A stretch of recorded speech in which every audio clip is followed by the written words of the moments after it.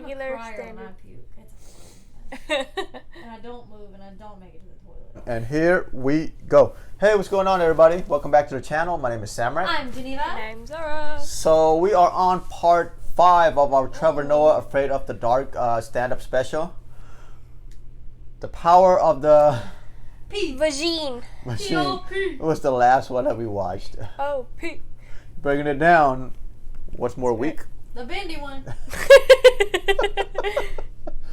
So yeah, he did a very good. Yes. Yeah, he did. He's so was it right analogy? too. 100%. It was a good skit. Spit fast. Yes. It was a good skit. Live demonstration. Check it out. Yeah. So yeah, he drank a lot while in Scotland, and he described The morning aftermath, the morning after. His friend. The morning Yeah. after. Yeah. So and then that's where we're picking up from. Yep. So I'll be ready. Ready. So if you do like our reaction, please like, comment, subscribe, and also hit the notification bell. Again, this is Trevor Noah Afraid of the Dark, part 5 of our installment, and here we go. I love it though. I love accents not just because they sound fun and it's an interesting thing good to at do. it. I love accents because I'm always impressed by how much power they have over us, over our minds. You know, when someone speaks a certain way, it changes how we feel about that person. You know, for good and for bad. We do it all the time. You know, you see some people in the streets, they speak to you, you think of them a different way. You see world leaders, they speak a certain way, you think of them a different way. You know, Barack Obama, one of the greatest examples of that. Everything about Barack Obama was by far the coolest president that has ever existed.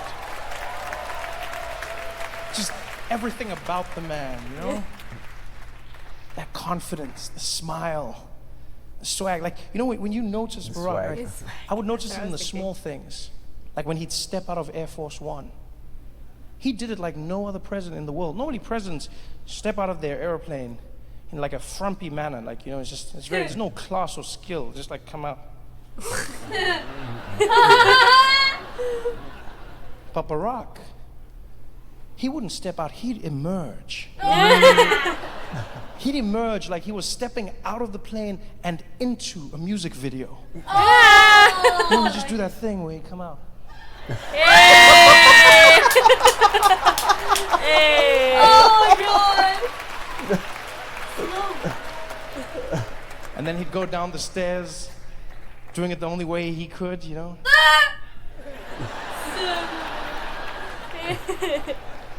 The way he descended, it almost looked like every time he hit the ground, he was just gonna go into verse 1, you know? Just straight in, just like, girl, I wanna take you there, give you my Obama kiss.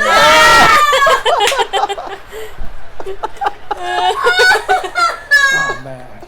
Let's go. Barack Obama's just too cool. You know, he had the walk, he had the talk. And that was the big thing a lot of people never realized about Barack Obama, was the talk. That's what really gave him the edge. He has a certain way of speaking, a certain voice that commands your attention, makes you feel about him a certain way. It's the accent, the way he speaks. And I don't know how many people realize this, but Nelson Mandela had the same thing. Yeah. See, the thing Barack Obama has in his voice, that is the voice of a first black president. Now, a lot of people didn't notice that because he was the first and last first black president of the United States.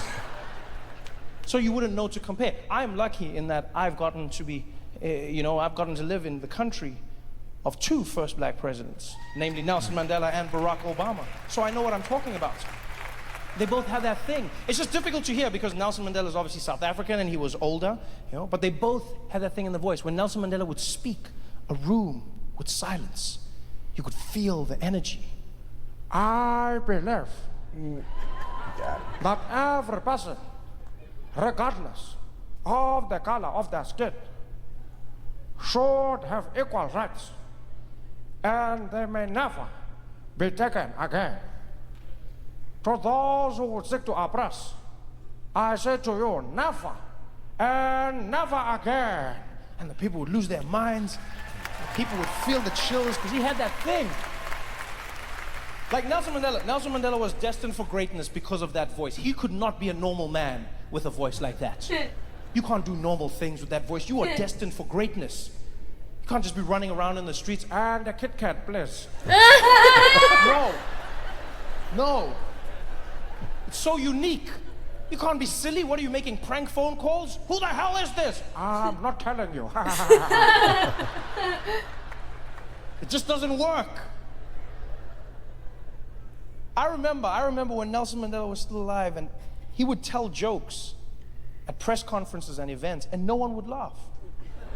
Because everyone thought a man who had been in jail for 27 years couldn't make a joke. And yet he still did. He still kept what was him. Wow. But it was partly because of that voice. He would tell the joke and it would just sound too epic for people to laugh. Everything he did, you know, it'd just be like, knock, knock. He'd be like, let him in, let him in. No. You must say, who's there? No. He is so right. We've always got to ask, who's there? Who's here? Who are we? Oh my God. It was because of that voice. The first black president voice.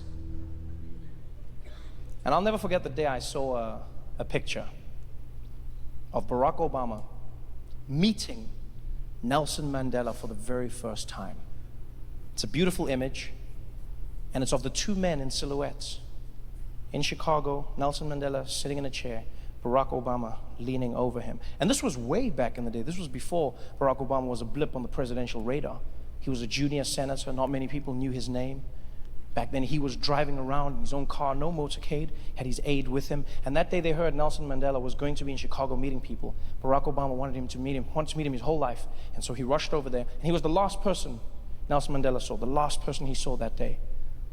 And I always imagine Nelson Mandela was sitting in the room, and his assistant came over. She was like, Mr. Mandela, I know we said we are done, but unfortunately there's just one person who would like to meet you, sir. I was like, Zelda, I'm so tired. Can we leave? No, I know you want to leave, Mr. Mandela, but there's a young man that you really need to meet. His name is Barack Hussein Obama. Barack Hussein Obama. He's American. Yes, that's correct. He's going to have a tough time. Where is he? He's right outside the door. Okay, show him in. Show Barack in. Okay, I'll be right back. And she went over to the door. She's like, Mr. Obama, Mr. Mandela will see you now. And Barack walked in. He was super excited to meet his idol. Nelson Mandela was sitting on the chair. He looked over. Young Barack, how are you? And Barack was like, oh man, Nelson Mandela, man, this is the craziest day of my life. I can't believe this shit right now. I can't believe I'm meeting Nelson Mandela for the first time, man. Oh man, I waited my whole life for this moment. I'm like, I won't be just like you, man. I read your books, man. I saw what you were doing in prison. I was like, I'm gonna be the first black president of America. I'm gonna do the same things you did, man. I'm gonna win those votes, and I'm gonna be the first black president of America. And Nelson Mandela was like, not with that voice.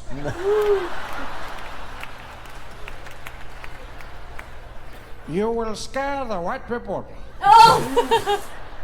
Oh man, Nelson Mandela, this is the greatest day of my life, man. Oh, I don't even understand how you know, man. I just want to know from you, how do I do it? How do I do what you did? How do I become the first black president?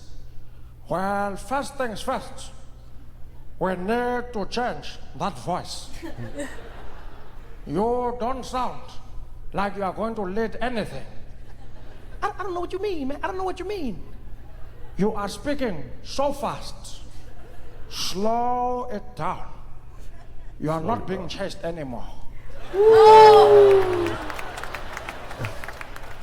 I never thought of it like that, man. I never thought, slow down. Okay, I guess I do speak fast sometimes. I could slower than that. I could slow it down. I could slow it way down. Is this good? That's better.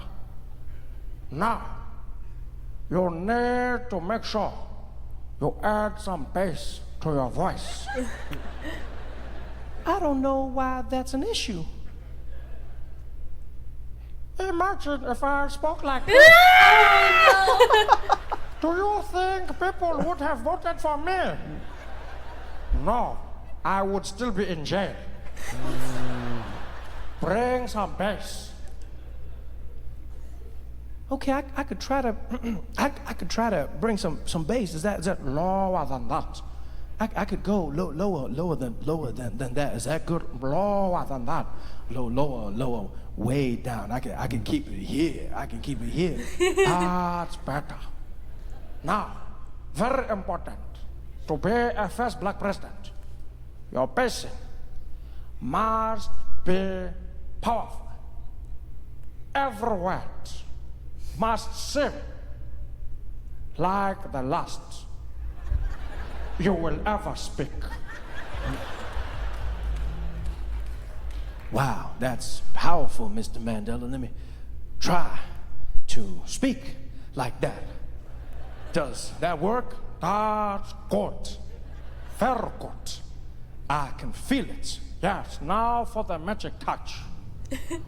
To be first black president, you need to have the husk. Husk.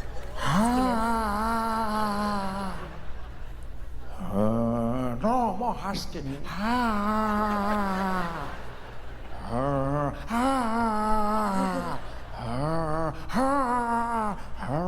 That's it, you are getting it now.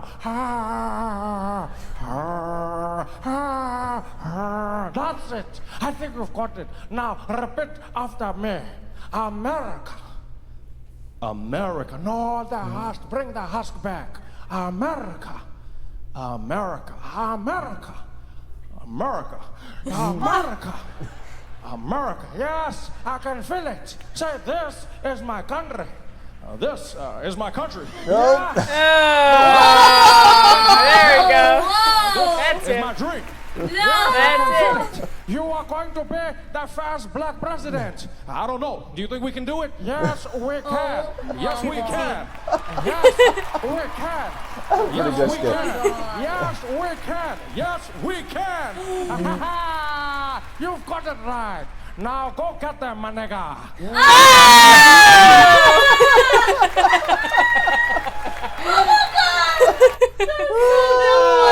I did not expect It's like slow, gradual, Yeah. but then once it hits, just that. That is that is yeah. The interaction. The impressions are on spot. Is like on par. How do you call it? Is it considered evolution of voice? Like, Yeah. Yeah. How it evolved to the speaker that we know. Yes. Yeah. Holy shit. Yep. 10 out of That's- 10. Storytelling. Yeah.